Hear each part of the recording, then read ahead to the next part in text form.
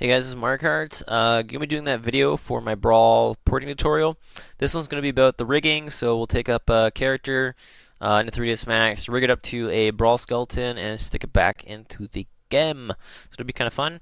Okay, rigging is pretty darn easy, but the steps before getting there is kind of confusing. So this video will help clear up any of those confusions to the newcomers. Right, so before we get into that, you're going to need two pieces of key software here. You're going to need, first of all, 3ds Max, okay, and you're going to need Brawlbox. For those of you who think or don't want to use 3ds Max, I think it is possible that you do not have to use 3ds Max. However, I only use 3ds Max, so I can't speak for that. I've been using 3ds Max since 2005, so going on like I don't know, a really long time. So I'm more comfortable with 3ds Max. I know people that are not comfortable with 3ds Max, and the procedure that we're doing here, it really isn't specific to 3ds Max. Basic overview is we use a middle software called Brawlbox. It takes the model from the game and spits it out to Kaleida. Kaleida is a versatile 3D format that's supported by every major 3D software out there. So Maya, XSI, 3ds Max, of course, even Blender. It's a versatile format. So once you get the Kaleida file, you can then do your way with it, and then Brawlbox will take that Kaleida back into it and save it to Brawl. That's the basic outline. Because it's so simple, I would think that you could use any software, but don't take my word for that. It's something for you to experiment with. But anyway, we're just going to be covering the 3ds Max stuff for now, because that's what I know. Anyway, so once you got 3ds Max and you got Brawlbox, we're good to go. If you need to know where to get Brawlbox, you can get it from the Miku. What the hell is this thing called? Kitty Court Me Meow Mix. God, these people need to change that site name. That's so dumb. Anyway, they have this thing called the Brawlbox. It's pretty cool. It basically just helps the community share their mods. But if you go to the Brawlbox here, click on the big icon, it says Brawlbox. You click on this thing that says Advanced Search, and it'll bring you to the search dialog. Okay, just type in the hack name, Brawlbox, and then hit enter, and then all the Brawl boxes will pretty much appear like magic. And then you can just download one of those, and that's it. Okay, alright, that's enough of that. Okay, so you got 3ds Max, you got Brawlbox. Now what do you do? First off, you have to have a model in mind that you want ported, so find a model that you need, okay, or you want to stick in Brawl, and that will be your practice one, I guess. I will upload a 3D model, of course, with the video, in case you can't find one for whatever reason. But yeah, once you get a 3D model, you have to do some pre-planning to figure out which character you want to replace in the game. So I'm going to be using this character model here. He's from Dark Sector, I think. It's a pretty simple model because he doesn't have any hair for like transparency or anything. He's got no eyeballs, so I don't have to worry about eyeballs. He's pretty basic, pretty much. So yeah, this is the model I'll upload for you guys too. It's a simple like 3-limbed character. It's super easy, really super easy. And so anyway, once you have your character in mind, like for example this guy, you have to ask yourself, okay, which character in Super Smash Bros. Brawl fits him the best? Okay, now don't tell me Pikachu fits him the best, because Pikachu is so freaking tiny. Pikachu doesn't have a neck. Pikachu is a little rodent that crawls on the ground. I don't get why people think you can take like the Incredible Hulk and turn him into Pikachu. No, it doesn't work that way. We're going to be using the existing animations, of course. So that means the existing skeleton, the existing movesets, the existing size of the character, everything about the character that is in the game already. You're just giving him a new model. That's all you're doing. You can't make him bigger. You can't make him do different things. Okay, if you want to do that, you have to get into animation modding, which is separate from porting in. Anyway, so we have our character here. So I'm going to ask myself, okay, which character in Super Smash Bros. Brawl looks somewhat like him? Like I'm talking about structure-wise, body frame, skeletal-wise, walks the same. same height and whatnot, right? Okay, so I can stick them over all the tall male characters. So what do we got here? We got Snake, we got Captain Falcon, we got Ganon. Here's my options. So he's not as big as Ganon because Ganon's a fatty. So I'm just gonna say Captain Falcon because Snake's a little shorter. So I'm gonna stick this guy in Captain Falcon. Okay, so that's my pre-plan. Okay, got a model. Gonna put the model here. Got it. That's your pre-plan. Okay, and try to put some time into it to try and pre-plan because, like I said, a lot of people are like, "Hey, Markar, I want to put the Incredible Hulk on Pikachu." I'm like, "For real? You're dumb." All right, so try to be logical here and reasonable. You can't distort reality here. You got to fit the skeleton that already exists in Brawl, and your model has to fit onto that. Okay, so pick something logical. Anyway, so we got the pre-plan. We're gonna go grab Captain Falcon from the game. So what I'm gonna do is I'm gonna use the emulator. Okay, if you don't have the emulator and you're using this strictly on your Wii console, you'll have to get the files some other way, either dump the game or whatever.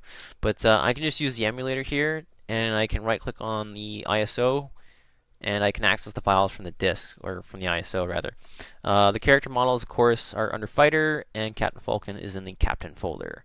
Anything that says fit, blah blah blah, 00.pack is the one we want. It's the default costume, so we're just going to export this. Okay. This is my modding folder here. Where are you? Ah, he was hiding. Okay, so I just saved that pack file there. Okay, so I can close that in the emulator.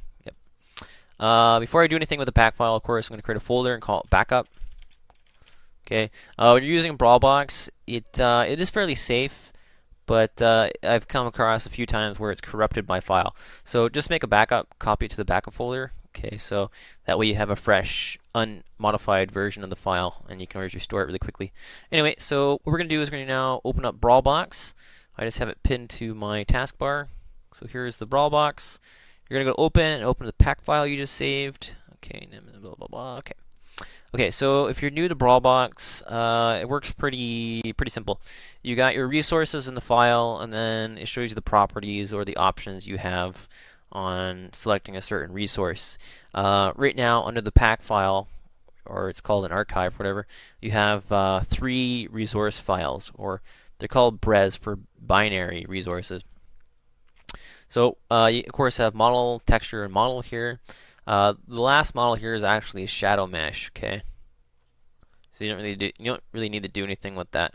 The first one here is Captain Falcon. So if you right-click, you can preview him, and of course there's Captain Falcon. All right. So we don't really need Captain Falcon per se. We just need his bones or his skeleton here. Okay.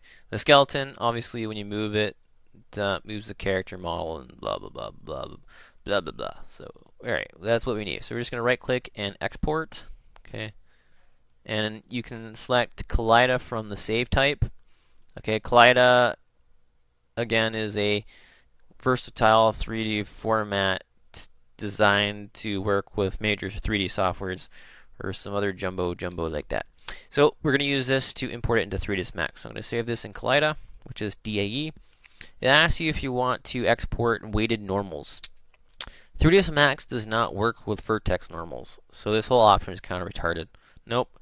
Okay, we don't got that, and now we can just import that model.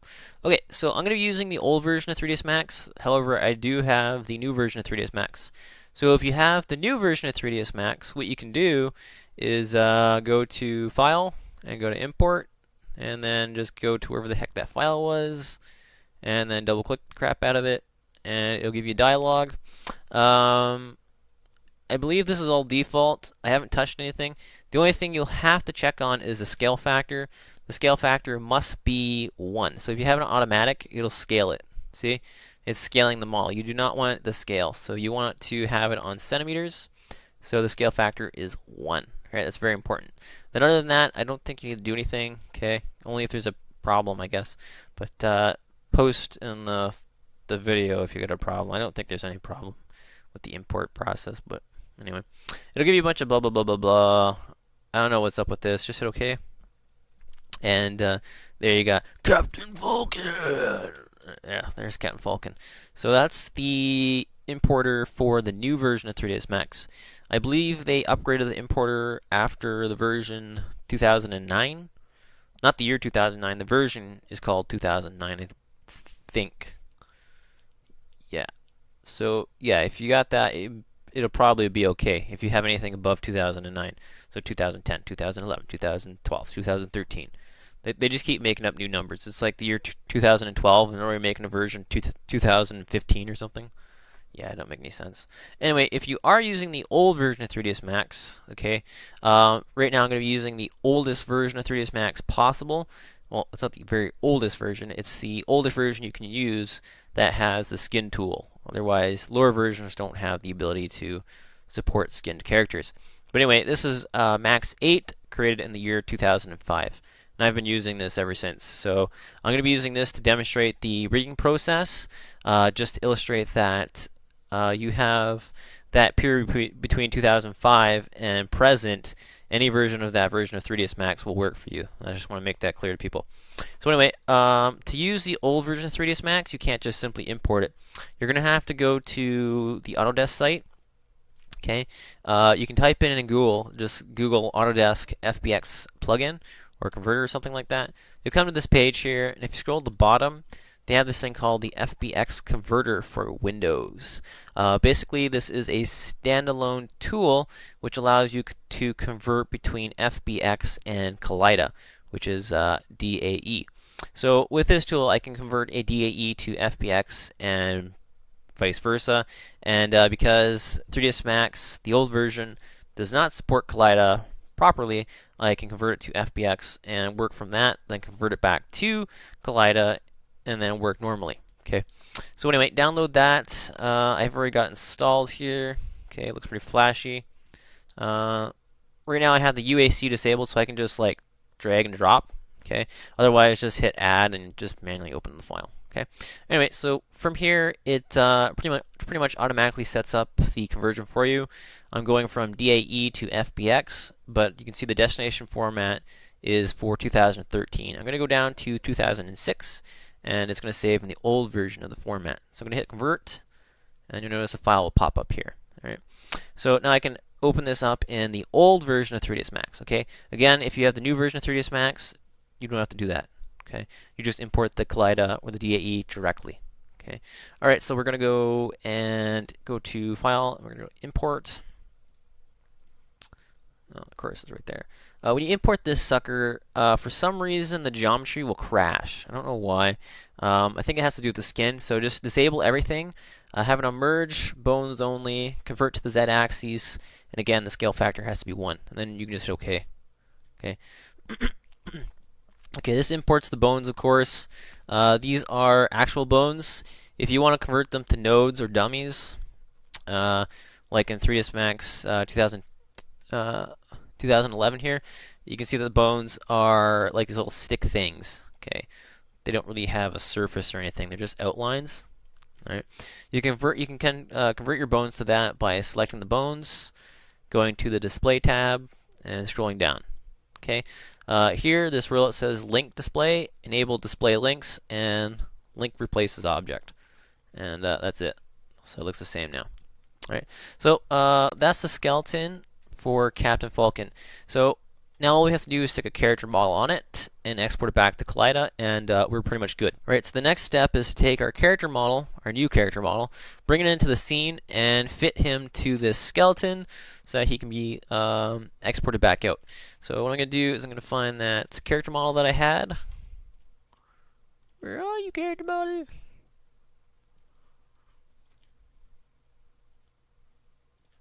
Okay, here he is. He's of course in object. Okay. When you're going around looking for RIP 3D models for download, more commonly you'll see 3ds, SMD, and object. You may also see Kaleida and maybe more recently PSK. Okay. If you guys need more specific help on importing, leave your comments in the video, and I may make a separate video talking about model importing and stuff like that. But otherwise, we'll just carry on and import it. These formats are pretty common anyway. 3ds. Okay. So we got our character model here. Okay. If you type, or not type, yeah, if you type H on your keyboard, okay, it'll bring up the selector box, or if you select here, of course, it'll bring up the selector box. What we're gonna do is we're just gonna have a look at the scene. I'm gonna disable everything on the filter so nothing gets shown, and I'm gonna only enable geometry. Okay. Right now, the first thing I did with the scene was I imported the bones only. Okay, and then I imported the mesh. All right. So there should only be one model in here. Okay, and that's my import. Okay, and of course that's him. If, for example, you had multiple meshes, so let me just cut this guy up. Okay. Goodbye head. Goodbye. Goodbye arms. Goodbye legs. Goodbye sharp thing. By belly button. Okay, that's enough. Okay, so he's essentially separate objects now. You get the idea? Ah, my head. Ah, my stomach. Okay. So if I go back to that selection box, you're going to see that I see more than one object or mesh object. Okay, geometry. You only want one single object. So in the event you have multiple objects, you're going to select one of them, of course. Convert it to editable mesh. Make sure it's editable mesh, and then click on attach list. Okay, attach list will again bring up another box. You're going to select all the geometries and hit attach, and now it's going to combine them all into a single mesh. Okay, that's very important that you work with a single mesh and not multiple meshes. Okay, so once we have a single mesh, we're going to give it a quick inspection. Quick inspection involves correcting smoothing and correcting the texturing. Okay, first one is the smoothing because it's in smooth shade mode right now. We're going to check to see if we have any smoothing issues. And of course, I diced him up, so he does have a lot of cuts and stuff on him. The basic procedure to smooth something is you go in the vertex mode, select everything, you weld by 0.001, okay, and then you go down to polygon, select everything again, scroll all the way down, and you either clear all, hit 1, or just hit auto. Okay, so you can either hit auto or hit clear all and then hit 1. Okay, the difference between clear all and hit 1 is that clear and hit 1 will assign a smoothing group of 1. Automatic will automatically assign everything for you. So here is me forcefully having a 1. This is auto. Okay, you can see the auto. He's got like a weird eyebrow expression now. Hey, what's up? What's up, babe? Hey, what's up? Hey. Yeah, you don't really want to do that. So, in the event, like, I'm just gonna stick it on 1 for everything. And in the event I need to change something, so for example, the blade looks really, like, the shadowing looks kind of crappy. I'm gonna turn on ignore backface. So if I select from one side, the other side will be left alone. So I'm just gonna select the one side that's dark. Alright, and then I can just assign it a different smoothing group. So I can take it off 1 and stick it on 2, and what it'll do is it'll separate the smoothing on 2 separate layers or 2 different groups, and it'll give it a sharper look. Of course, it's a blade, so you want it to look very sharp and not having that shadow there that makes it look rounded. Anyway, so you can correct the smoothing. It's not important, but you can clean it up if you want. The second one is the texturing. Okay, for texturing work, you have to first save your file. So I'm gonna go to my project folder here. I'm gonna save.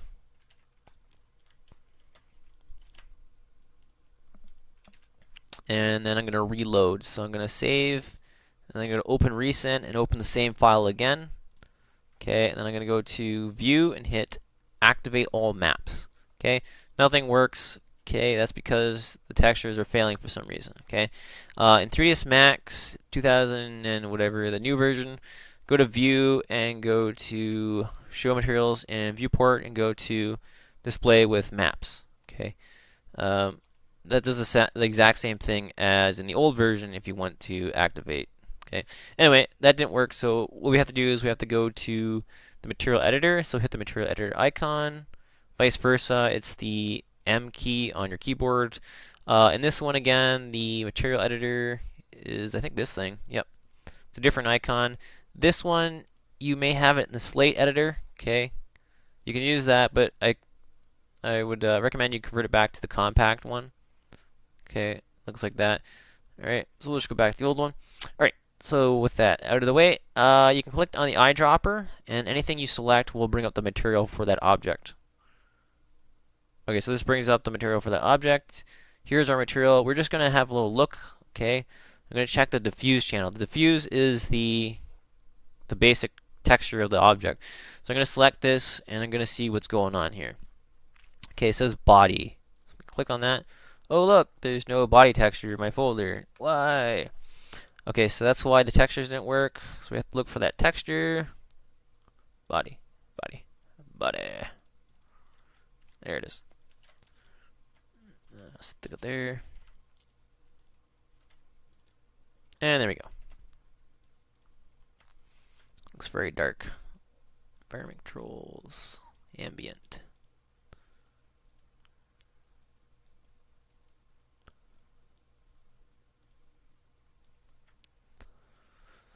Okay, so that's pretty much it. In the event that your textures are upside down, you can add a UVW X-form, which will flip the texture up and down.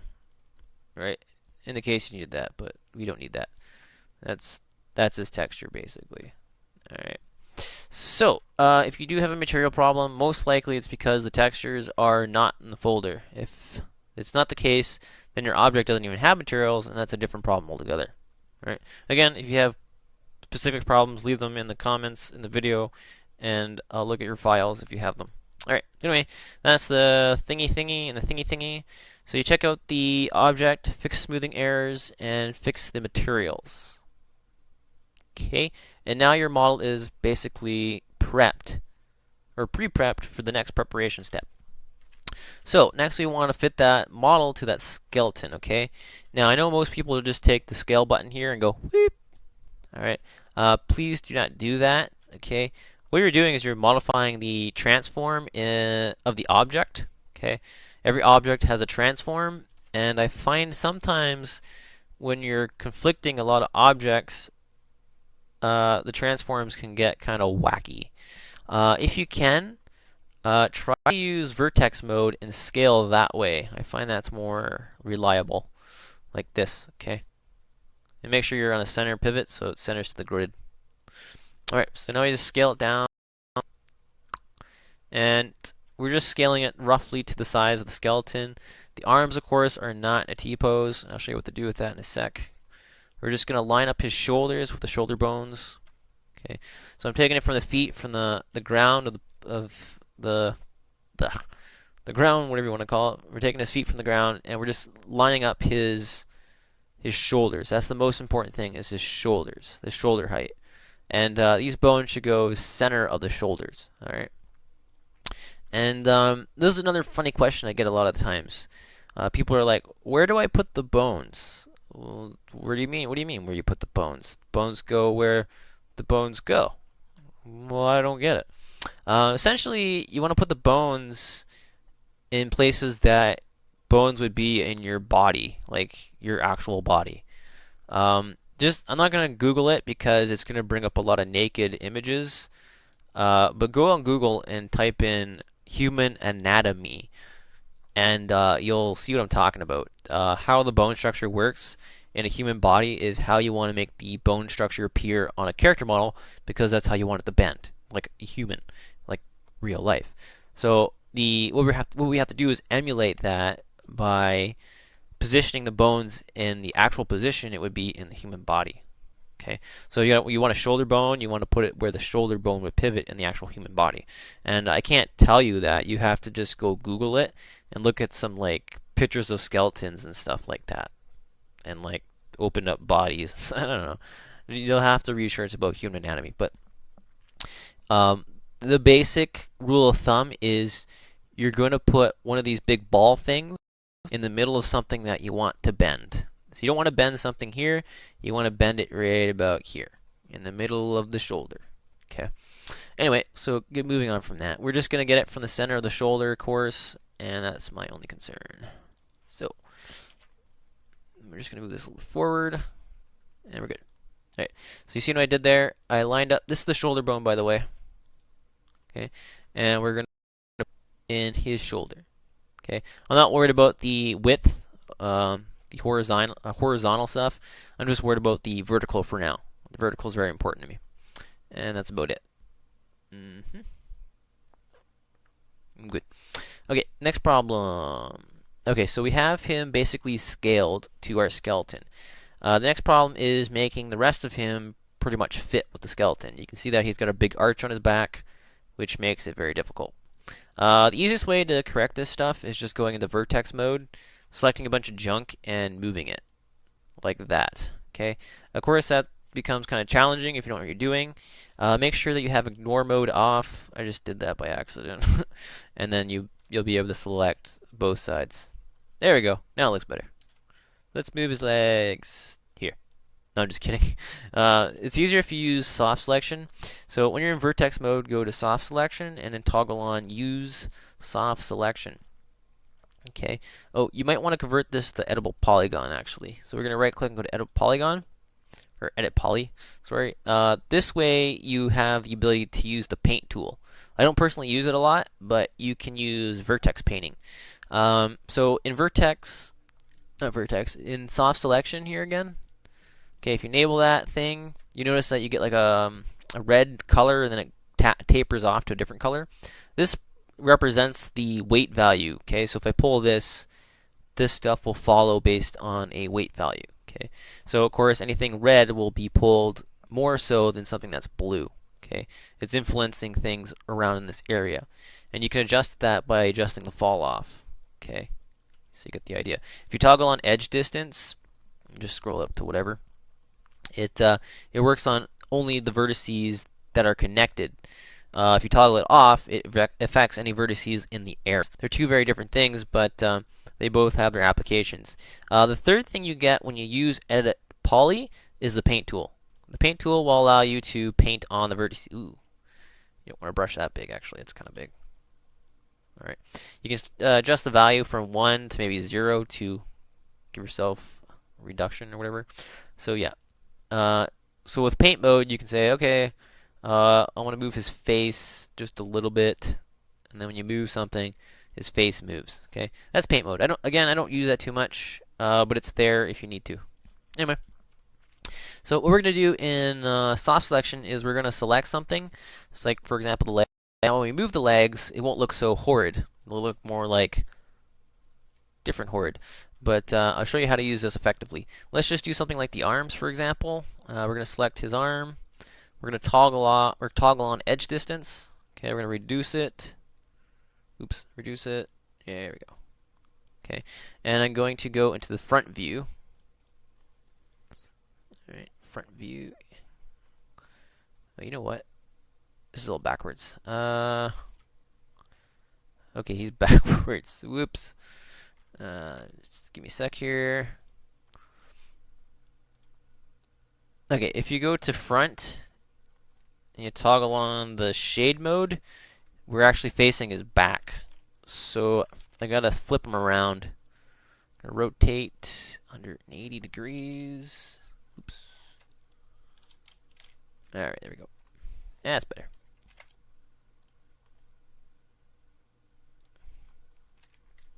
Just moving back to his arm position.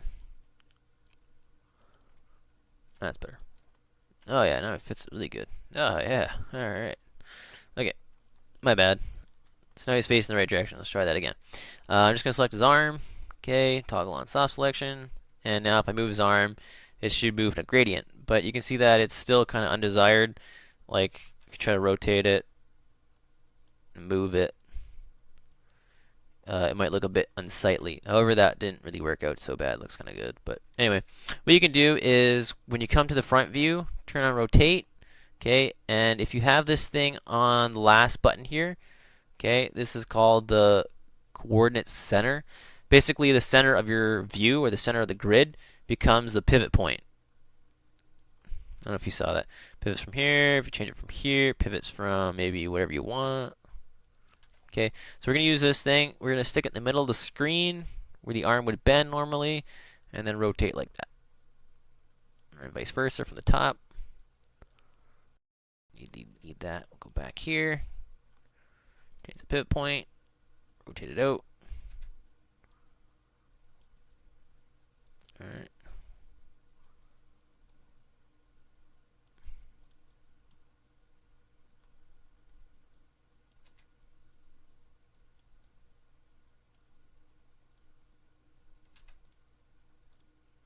Anyway, you get the idea. Okay, so you have to play around with that, alright? And it's pretty much all good. Yay! Okay, we'll just do the arm too, where we're at it.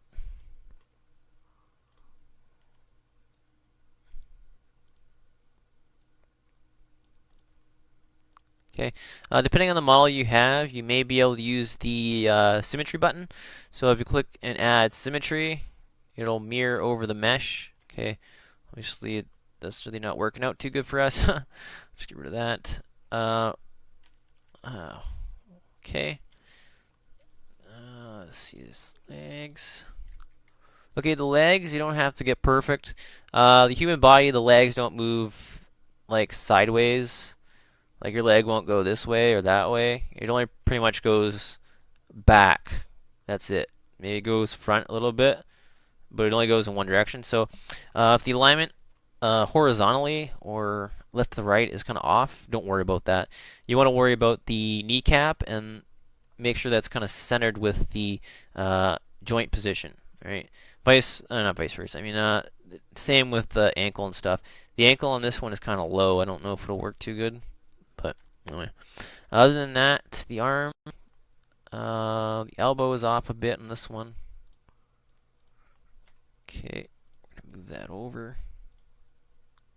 Okay. Now, I think one of the hardest parts is keeping symmetry. And like I said, sometimes you can get away using the symmetry modifier because you're going to want to keep the other side the same as the other side so it doesn't look kind of weird when you're bringing it to the game. Okay. But it's kind of hard when you're doing this because you're basically remodeling the model at this point. Just try to do your best, okay? Another reason why I selected this model is because it doesn't actually have a symmetrical side. His other arm is just a giant blade, so yippee, I only have to do half of it. Yay! Okay, so I'm just going to quickly rotate this guy, and we'll get on to the rigging. Alright, on to the rigging now. On to the rigging. Okay, so that's the first step. Now, basically, you got your mesh attached and whatnot, okay?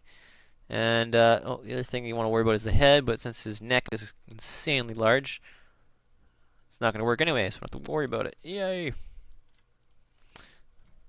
Okay, so what we're going to do is now attach skin and rig the model. Okay, what we have to do is select the object, the mesh.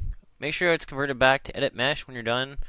I noticed when you try to convert it back to Brawl Box that doesn't really like the edit poly modifier or it being as an edit poly, so make sure it's back on edit mesh, and always when you do that, always make sure you weld again, okay, just in case. And then proceed to add the skin modifier. Okay, now you have to add the bones you want to include. Okay, before we get into that, I'm going to cover over the skeleton. The skeleton has a lot of bones on it. Okay, typically the bare bones is going to be only like 15 bones. You get the main body, which usually includes the head, the neck, and a few spines. That includes the pelvis or hip. From those 4 bones, you then have the 4 limbs, the arms, the legs. Typically, a limb will contain only 3 bones. So you got the shoulder. You got from there, you got the elbow, and you got the wrist. So that's 3 joints. Okay. There's another shoulder bone, I guess. That's not really required, but there's only 3 bones in there. And then below in the leg, you only have the hip or the thigh, and then it comes down the knee and the ankle. Okay, and then optionally, of course, you have the toes. Toes are never individual, like the big toe with a little toe. Usually just 1 bone for the toes. Okay. The fingers. These ones do not have three joints in them. Normally, your finger has three joints. So the Brawl skeleton's already kind of cut back. It only has the two bones. You can cut it back further just by rigging a trigger finger and the middle finger to the rest of the hand. Normally, when your character is trying to grab something, it'll just make a fist, or if it's trying to shoot something, it'll point its finger out. So it's not really required to rig all the fingers. It's kind of silly, but anyway. So bare bones, all you need are the spines, the neck, and the limbs. So there's a lot of bones right here. If I select all the bones here, it says I have 65 bones. Okay. If you're really new to this, I recommend that you hide all those bones. I mean the additional bones, not all the bones. Hide the additional bones to make your life easier. So you're only working with the bare amount of bones. So for this, I'm going to hide the additional bones, and so you only work with the bare bones rig. So what I'm going to do is I'm going to select the bones that I want to keep, and I'll just hide them. So I'll tell you what we need to keep. We need to keep the hip end bone. Okay, we need that one. We're going to need a spine, so this waist bone is a spine. Keep that one. We're going to keep the bust. The bust is the upper body spine. We're going to keep that one. I'm going to ignore the neck. That just makes it complicated. There's so many bones in proximity to the neck, like the shoulders and stuff like that. So we just ignore that one, and we're going to keep the heads. We're going to hide that one. Okay, so that's it. That's our main spine. Moving on to the limbs. We're going to skip the shoulder. We're going to go to the shoulder. On this one, I forget what this thing is called, but when you lift your arm up, your shoulder kind of raises, and then it pivots from your socket. But that's what they have here. They have this bone that comes up, and then they have your actual your shoulder socket here. So we're going to ignore this one to make it simple. We're going to keep the socket here, which is called L shoulder J. Okay, just keep that in mind. We're going to hide that one. We're going to need the elbow, which is called arm on this one, and the wrist, which is called hand on this one. Okay, we're going to go and repeat that to the other side, chorus. And now the the legs, I mean. We got the leg, the knee, and the foot, Oops. That's it. Okay, so these bones are basically the extra bones. We can rig them if we want. We can weight them to the mesh, but not required. Well, if you're new to this, I recommend that you do this to keep it very simple for yourself. So now that I have the mesh hidden and I have the skeletons that I wanted to keep, or the bones I wanted to keep, they are now in the hidden layer of 3ds Max. So I can now select all these objects that I don't want, and then when I right click and go to unhide all, if I go in the wireframe mode here, you can see that all the objects that previously I did not want are selected, and the ones that I want to keep are unhidden. So I can now right click and go to hide, and now they're basically hidden. Okay. If you want to further solidate your selection, you can go to layers and then select your layer of choice, which is the mesh and the bones that you want to keep. You can right click and go to add to selection. Now it's on a layer. So if you unhide all, you can hide that layer. Okay, and vice versa. You can select this one and add to its own layer too. Okay, this just helps you manage the layers. Oops. All right, get the idea. That's really optional if you want, but it may keep it more tidy for yourself. Anyway, so enough of that. So of course now we're down to the basics: mesh, single mesh, simple bones. That's it. Very, very basic. What do I got here? What's this stupid thing? Oh, whatever. Okay. So now we can click on our object. We already have skin added. We're just going to go to bones and add, and we're going to select all those bones that we saved. All right, so that's all good. Okay, so if we go and click on skin, we'll get this thing called envelope. If we select envelope, we now have the ability to select the different bones. Okay. Basically, when a bone is created, an envelope is created. The envelope creates this little zone. Anything inside the zone gets rigged or influenced by the bone. So I'll just illustrate this. I'm going to animate the skeleton. To do that, I'm going to change the animation slider to 5 and turn on auto key. Okay, and I'm going to basically animate the skeleton. I'm just going to move the skeleton to pretty much preview my mesh. Okay, so let me just go back in the shade. Nah, we'll just keep it here. Yeah, looks better. No, wait, you know what? Just disable the maps here. Disable. Okay. Ooh, it's kind of bright. Oh yeah. Environment, tint, or something like that. Ooh. All right, that's good. All right, so you can see that when we animated the skeleton, the polygons or the mesh looks kind of gritty. To do that, we have to go in the envelopes course and go into vertex weighting. Okay, and like I was saying, the envelopes control the amount of pull. So if you expand the envelope, it'll pull more. Okay, vice versa, you can just go into vertex mode and you can weight them manually. So you can see, for example, here that's very sharp and stuff. I'm going to select something like the body, which is what the arm is connected to. So this is called the bust bone, and I'm going to highlight the area and hit blend. Just click the blend button like crazy. Okay. Let me see here. Oh, this is all the head. You know, let's just take all the head stuff and attach it to the body. And we'll just try blending that now. All right, so you get the idea. Blend will obviously average the weights. Okay. And it'll create a nice blend between the two.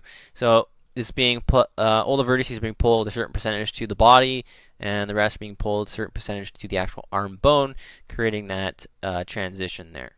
Okay, so that's how it basically works. The head, like I said, is kind of a tricky situation because it doesn't really have a head. It's got this little turd bucket. All right. Let's see here. Animate the head. Alright, I got a turd bucket for a face. Ah ha ha. Alright, doesn't move so bad. Yeah, we'll leave it like that. Alright. And the arm course, exact same doodah thingy.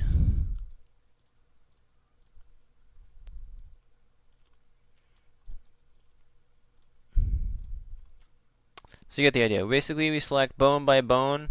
We animate it in a direction or movement that would be common or something that it would be rotating in the game, and then we just test it out and we fix any of the vertex weighting issues.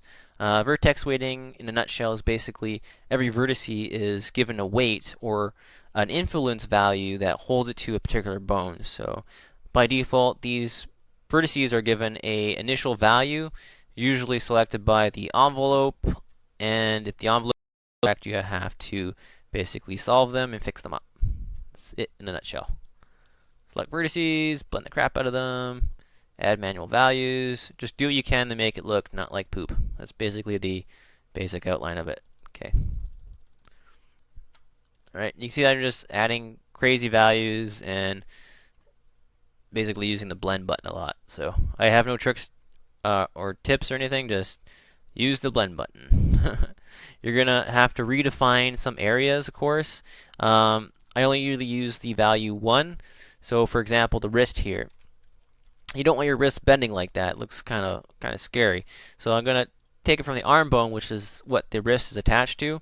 I'm going to select that area that I don't want sticking up in the middle of nowhere. I'm going to give it a value of 1 or influence of 100 or 1 to that arm bone. That way it's not sticking up.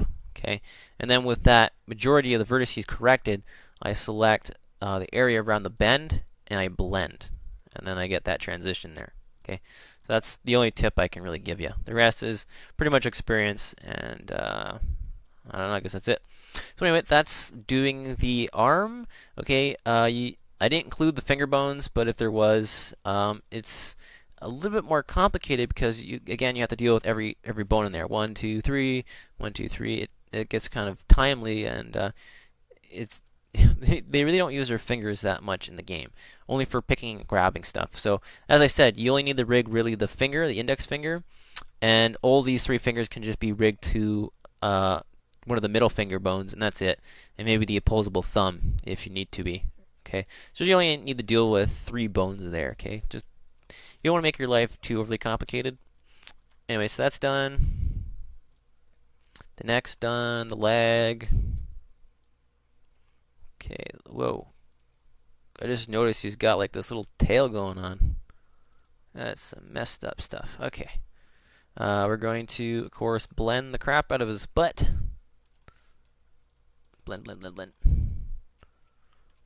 Let's see here. Select his leg. Where's his envelope for the leg? Here we go. Nope. It's up here. Okay. Oh, I didn't mention this, but you have this thing called the weight tool, which I didn't even mention. I just popped it up. When you enter vertex mode, this little wrench thing is the weight tool. The weight tool allows you to select a vertex, of course. You can grow the selection, you can shrink the selection, you can ring the selection, and you can loop the selection based on the edge flow. Okay, and then you have a weight value that you can assign. So with a particular envelope selected, or vice versa, with a particular bone selected from the bone list, you can select a vertex and manually assign a value, like for example 1. Now it's 1 weighted to the left hand, whatever. Okay, of course I don't want that there, but you can also use a half value like 50%, which is 0.5. And you notice that in the list, it's 50% influenced by the arm and 50% influenced by the hand. Okay, I'll just go back to the arm, reassign it. Okay, that's the weight tool. These things copy and paste. You can set manual values and stuff like that. All right. The leg, all I did was I redefined basically the weight for the leg. The envelope's up here. Okay, you can see here in the list, it's the left leg. Redefine the red area closer to the thigh or closer to the hip there, and now I'm going to blend it out. Okay, same kind of deal I had with the wrist there I showed you. All right, it's really that easy. Okay, just do a lot of blending and stuff. His doohickey looks kind of squished up, so we're just going to redefine his doohickey.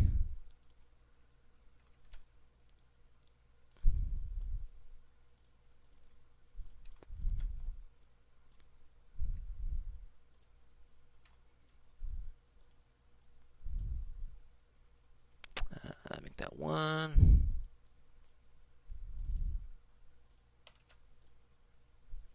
Oh wait, he's got this bone here. Oh, well, we don't need that one. Okay.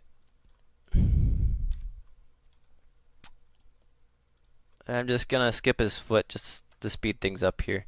You don't need to see me doing everything. It's pretty darn simple.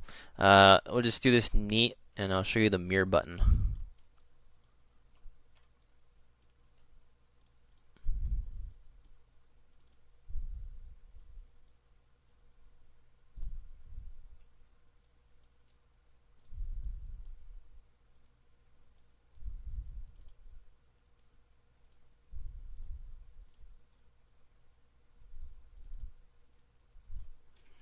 Oh, well, that'll have to do. Okay, so with the one side of the mesh basically finished off, we can use a function called mirror, which will basically mirror over the values that we just assigned to the other side. So I'm just going to change the arm down here, put the leg up here, just so you can see this being illustrated.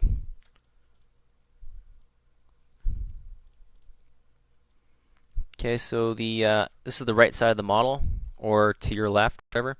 The other side of the model is not weighted right now. Okay, it is weighted in the context that 3ds Max use the envelopes to automatically assign it for us. But outside of that, we haven't repaired it in any way. So you can see that the parts of his model are very rigid and whatnot and undesirable. As the other side is already weighted, we've looked at it and blended the joints and stuff like that, and this is desired. So we can take these values and actually mirror them across. To do that, you have to go into Skin, of course, and scroll down to the mirror option. When you enter in your envelopes or enter in the skin, you now have the ability to toggle that on. Okay, a mirror plane is created. All right, this thing here divides your model up into green and blue. Okay, there's a lot of red there, and what that red means is that these are areas that you cannot mirror. Basically, our orange plane here is not exactly center, so I'm just going to move it across by changing the mirror offset here. Alright, there we go. Pretty much good. And the other thing is the envelopes. They should all be green or blue, and these are red. Red indicates, again, you cannot mirror. If you change the mirror threshold, which is a tolerance, you can expand the detection radius or area so that it'll detect the other side of the envelopes. Okay. All right. Now there's still some reds. Oh yeah, it doesn't have another arm. Oops. So with that all green, basically means it's all good to go.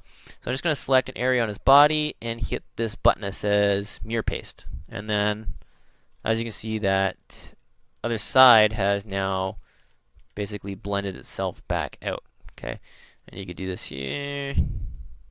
Okay, in the case that it doesn't work like that, that's because the envelopes failed to match up, and there's nothing you can really do about that. Just a lost casualty. So some of them may work and some of them may not work. So that one worked out, so yeah, that's pretty much okay. Alright, so for the areas that didn't work out, you're going to have to go back and change them. Okay, not change them, but you're going to have to go back and manually weight them. Alright, there's just no way around that. I made another video addressing why this is, and if you watch that, you'll have a better understanding how the skin works. But yeah, I'll probably link that in this video. Go see that video if you want more information about the mirror tool. Anyway, we're just going to quickly fix this junk up and we'll send it off into the game. What am I doing here? I want the hip bone. There it is. Vertex weight, vertex weight.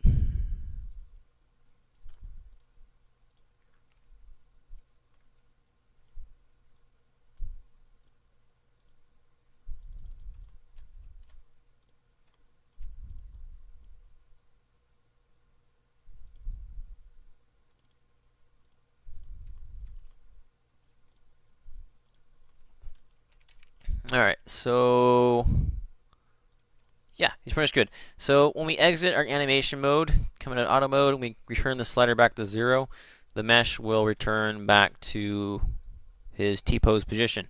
You notice that with the animation slider on, any tweaks to the environment also sync with the keyframes. So you notice how earlier in the video I changed the scene settings. That's why they're returning back to that whiteness, is because it was kept in the animation. Anyway, so now it's restored basically to the T-pose. Okay, again, he's still lined up with Captain Falcon's skeleton, and the weights are still retained there. So I go back and forth. Okay, so with that, we're pretty much good. I'm just going to save. Okay, and we're ready to export. Okay, prior to export, there is one step required. It's that you run a script called detach by material. I don't have that thing really handy. Let me see if I can Google. Let's see here. Detach by no, it's actually called by ID max script. There it is. Okay, come here, go to script spot and download detach by material ID. Okay, that's important. So I'll just show you how to use that. Shoot. Okay. Before you export your model, it has to be divided by material. Our model right now only has one material. Okay. If I wanted to add a different material, I'll just induce this. Okay. This is not part of it, but I'm going to just add a fictional texture. Oops, copy. Okay. So I've now created a fictional material. Well, there's actually a real material, but there's two materials now. You want a single material on each object, and now our object, which is our character model, has two materials inside of it, which is not good when we export it. It'll fail in BrawlBox. So if we go over here to Max Script, we can go to Run, and you'd run that detach by ID Max Script, and you would be able to automatically detach the object. Before you do that, you have to first take the skin modifier off your whole mesh. Okay, right click and go to cut. Okay, that way the skin modifier, of course, is gone, but it's saved to your clipboard. Okay, so on your clipboard you still have it saved. Okay, so this is kind of a critical step. If you accidentally clear your clipboard, you'll kind of lose your work.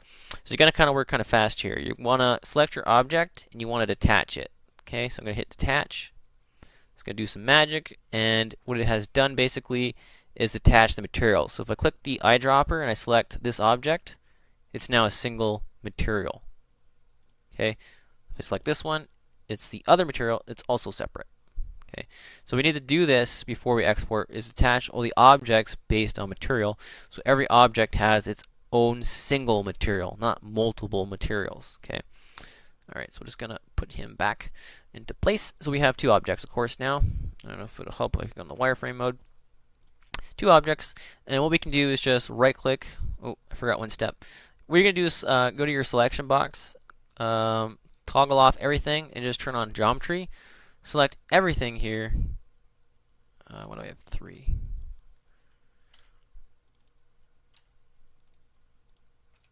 That's weird. Oops. Object properties. Wow, I have a magical object that doesn't exist. Okay, we'll just delete that. Do you want to hide? Nope. Alright, let's do that again. You're going to select everything in here that's a mesh object. Okay, and that's basically the two objects we have. You're going to select them all, right click, and go to convert to editable mesh. Okay, that's important. I said this earlier on before. The converter will not work with your model if it's an edit poly. Okay, it may, but sometimes it just crashes, or you get kind of weird other glitches. So make sure that it's on edit mesh, which means that it's a triangulated mesh. It's only using triangles. So once that's done, now you can right click on the modifier here, or this thing called edit mesh. Right click on it and go to paste. Now your skin is back. Okay, and same thing with the other half. You just right click and go to paste. Now your skin is back. Okay, so now if I try to animate him, that's a bad example because he doesn't move there, but let's just go back. Get the bones, and animate the stomach. Okay.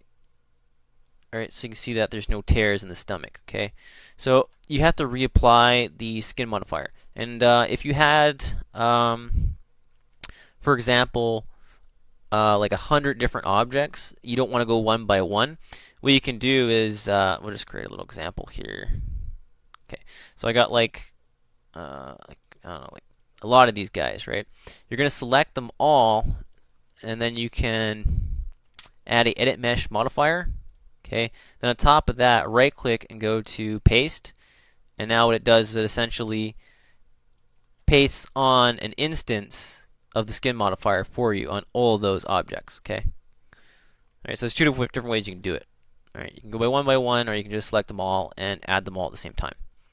Alright, oops, you just restore his position. So that's it. We're just gonna apply skin. Yeah. I can't okay, after you divide them, you cannot recombine them, by the way.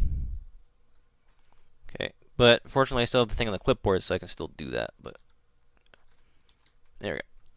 Anyway, I just wanted to say that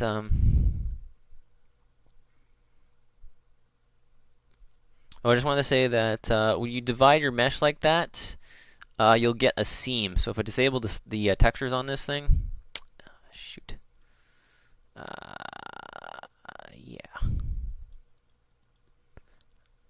That's good. Okay. You can see that when you have two objects that are separated, you'll get a seam here. Okay. If you have that scenario, you can click on the two objects and add a edit normal modifier. So if we go down to edit normal, yeah, edit normals. Okay, and by default, it's gonna have these like hair things floating out of it. Just go down to display length and make it 0. Okay, you can make it like maybe a small amount so you can see it. Okay, so you can see the vertice positions. Okay, so you can see on some of the vertices that it has one blue line sticking out of it. That's the direction of the light. Okay, on the seam area where there's a seam, you can see there's two lines. So this light is pointing this way and that light is pointing that way, and that's why you see a seam. So to dissolve or hide the seam, you're going to go into normals or normal. You're going to go and tick on use threshold and make it 0.001. So anything you select will get welded together. So when I hit average selected, it'll average the normals together. Okay, and now basically that seam is now invisible. Okay, it's still there, it's just you can't see it because of the light direction. That's basically how it works. Before you export, the skin modifier has to be above everything. So if you did add a edit normal modifier, you have to make sure you elevate the skin modifier above it. Okay, again, I only have two objects. If you have a lot of objects, that's obviously going to take a long time. Sorry about that. Anyway, so that's it. Okay, so we have our objects divided, and we have them welded if we needed to. Okay. Okay, so we're pretty much good, and yep, that's it. So I'm just gonna quickly show you guys this thing in Brawl, and then I'll make another video after this describing in more depth how to use Brawl Box. I'm just gonna show you quickly how to get it in the Brawl Box. So again, we have Brawl Box open here. Okay, this is still the pack file that we opened up originally in my modded folder, or my project folder. Sorry.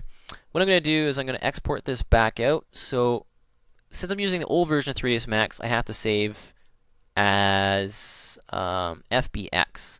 Oops, not save as, sorry. Go to File and go to Export. Alright, and then click on FBX. Okay.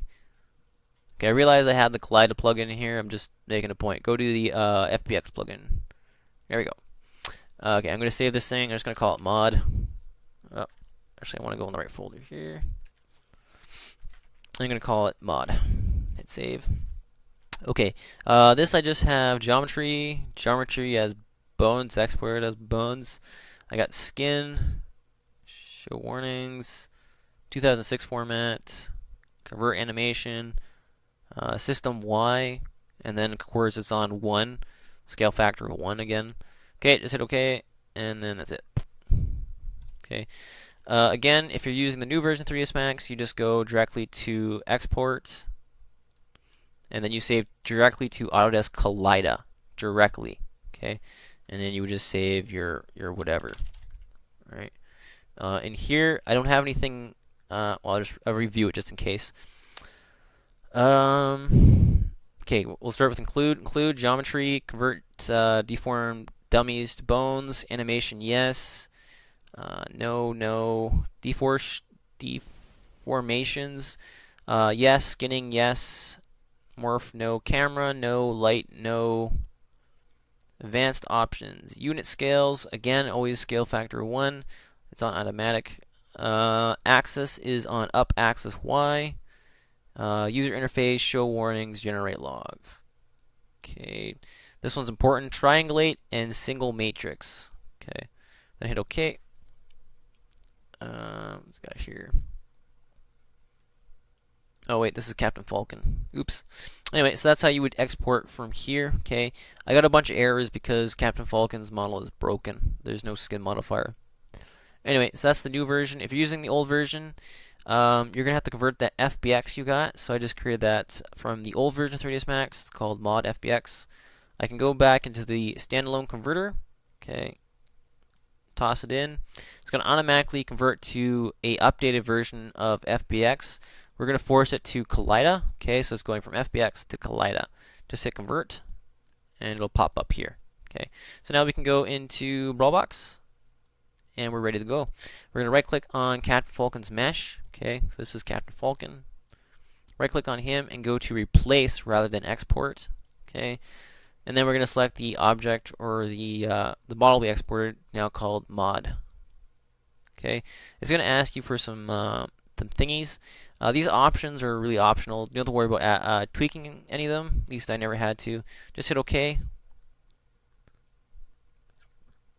And now you can right click on Captain Falcon again, and you'll see the, ooh. Okay. He exploded. Okay, if you have any problems like this, especially, this is probably due to misweighted vertices. So we're just going to go back really quickly. If I unhide everything, yes, okay, and I select the root bone, I can move all the bones at once because everything's connected to that root bone. So I'm going to go into the selector, going to enable only the bones, and this one called top N is the top bone. Okay, so I'm just going to move it across, and yeah, you can see what happened there. Okay, these vertices aren't weighted to any bones, so they stay perfectly still. Oops. All right, and that's our problem. Okay, what we're gonna do is we're gonna go back. I just undid. I just went to undo, and then restore the position. I'm gonna move the model by a fixed position, so I'm gonna type in 50. Okay, so the model's moved 50 units over. I'm gonna select this mesh here, and I'm gonna weight it to his body somewhere. Anyway, bring the weight tool again. Weight value 1. Okay, that is all fixed up. That's on the shoulder. Okay, again, this issue is created by the mirror function being improper, and again, I discussed that in the other video. Okay. Anyway, normally that doesn't really happen usually. So we're just going to select the top bone again, and it's at 50, so we're going to type in 0. Okay, and then that's it. Okay, so that's the test to see if your vertices are weighted to nothing, if they don't move, basically. So we're going to try to do that again. Export. I'm going to save it as FBX. Yes. Yes. Convert. Yes. Replace. Okay. Okay, go back here. Go to replace. Select that mod file again. Okay. Okay. There we go. So now it worked out. Okay, right now the model is textured, okay? You can see that his textures there and whatnot. That's because his texture file is here. If I was to say create a file called textures or texture, so I created a new folder here called texture. Oh wait, cancel. And I move the textures basically out of the home directory. If I try to preview that again, it's going to be white. Okay, I don't know why Brawlbox does this, but it tries to locate any textures in your files in the folders directory. So if you have a texture in there, Brawlbox will pick it up, but when you export the file back into the game, the textures won't be there. So you have to inject the textures into the actual file itself. To do that, you have to go to the texture resource, and we don't really need the old textures, so I'm just going to delete them all. Okay. To delete, you would hit Control Delete or right click and go to delete. I'm just going to import the texture. Ooh, went too fast there. If you right click on the resource, you can go to Import and then go to Texture, and then you can select a texture. Okay, so I only got one texture. That's right. Recommended? No. Yeah, recommended. Okay, CMPR is, I guess, the most common. These are different compression schemes. With different compression schemes, you may lose pixel quality, meaning the pixel depth will decrease, less colors, and stuff like that. The compression is important because if you have a lot of textures, you want to keep them very small so you can compact more textures. In our case, we don't really have that issue, so I could use the highest compression here, or the lowest compression, which is the red, green, blue alpha 8, which is 8 bits per pixel, which is the best format we can have. But we can use also CMPR, which will reduce the quality for a lot less size. And since the texture is so crappy, it's not really going to be much of a difference. I don't know if you can see the difference there, but it's like basically nothing. Anyway, that's it because we only have one texture. And now when we preview, oops, he's still nothing. Let's just check his materials. So this is his material. He's only got one. It's looking for the copy texture. Let's delete this. And we're all good. Okay, so that's basically it. Captain Falcon rigged with Dark Sector's Nemesis. We can test this in the game, of course. Go to Save As. We have to replace the existing pack. Okay, we have to go to Save As and not replace, but save one called PCS. This is a compressed pack. Okay, we're going to end up with a Captain Falcon pack file and a Captain Falcon PS or PCS file. These are important because you need both of them to operate the mod in the game. Okay, and I'm just going to bring up the Dolphin emulator again, and we'll test it in game. Okay, let's see. Okay, I just need to open up my virtual SD card. Captain. Okay, Captain. This folder name, by the way, came from, if you look in the game folders, he's from the folder path Fighter Captain. So I have to put that on my SD card, Fighter, and I have to make a folder called Captain. So I'm just going to create a folder here called Captain. I'm going to copy these here. And I'm just going to copy that over. Do you want to blah, blah, blah, inject? Yes. That's it. It automatically saves using WinImage, so I can just close, and I can boot up the game now directly.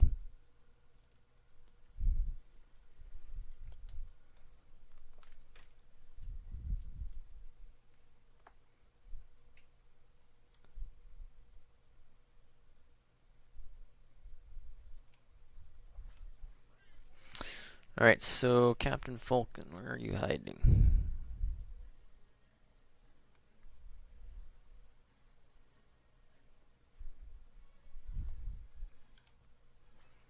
Alright, so we're just going to select Captain Falcon.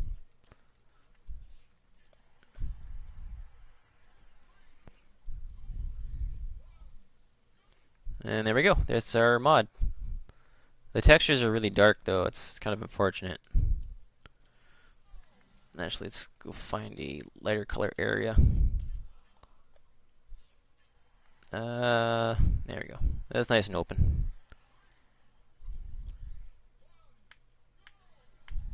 That's crazy.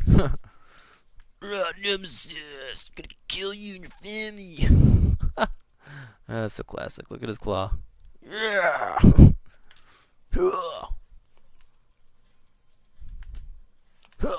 Oh no! Nemesis dead. So you get the idea, and that's pretty much it. I would do my initial test play with this guy. I look for skin weight errors and whatnot.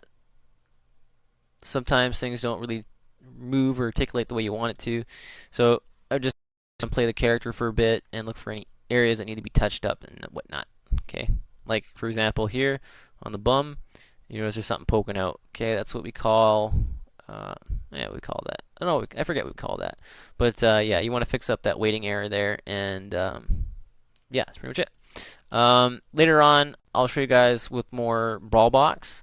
And what we can do in Brawl Box is tweak the materials. So I can give maybe his surface a shine or a bump or something like that to make it look more realistic or more detailed.